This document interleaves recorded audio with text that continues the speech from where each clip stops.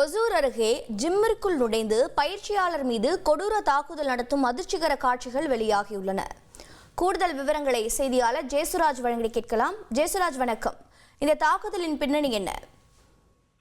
அதாவது கர்நாடக மாநில எல்லையான ஒசூர் அருகே உள்ள ஹெப்பகோடி அடுத்துள்ள ஆனந்த நகர் பகுதியில ஒரு ஜிம் செயல்பட்டு வருகிறது.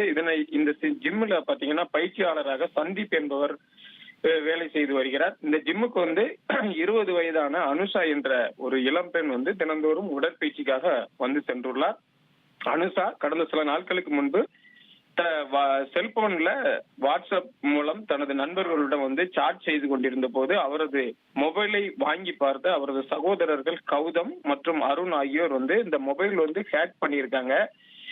இதை அந்த ஜிம் பயிற்சியாளர் சந்தீப் தான் செய்திருக்காரு அப்படின்னு சொல்லி அந்த கௌதமும் அதே மாதிரி அருண் ஆகிய 2 பேரும் அவருடைய நண்பர்களான மேலும் சிலரோடு சேர்ந்து மொத்தம் 5 பேர் சேர்ந்து அந்த ஜிம்முக்கு போய் அந்த பயிற்சியாளர் சந்தீப்பை அந்த ஜிம்முக்குள்ளே வைத்து சரமாரியாக கொடூரமாக தாக்கியுள்ளார்கள். இந்த தாக்குதல் காட்சிகள் கடந்த 23ஆம் தேதி நடந்துள்ளது. ஆனால் இந்த காட்சிகள் தற்போதுதான் வெளியாகியுள்ளது.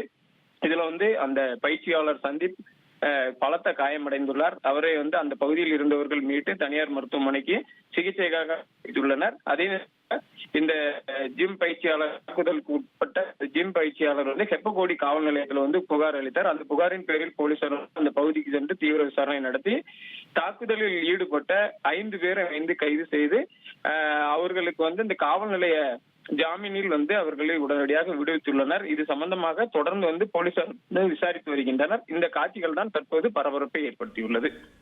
பெண்ணின் போனை ஹேக் செய்ததாக கூறி ஜிம் பயிற்சியாளரை கொடூரமாக தாக்கும் காட்சிகள் வெளியானது. இது தொடர்பான தகவல்களை செய்தியாளர் ஜெயசுராஜ் வழங்கி கேட்டோம்.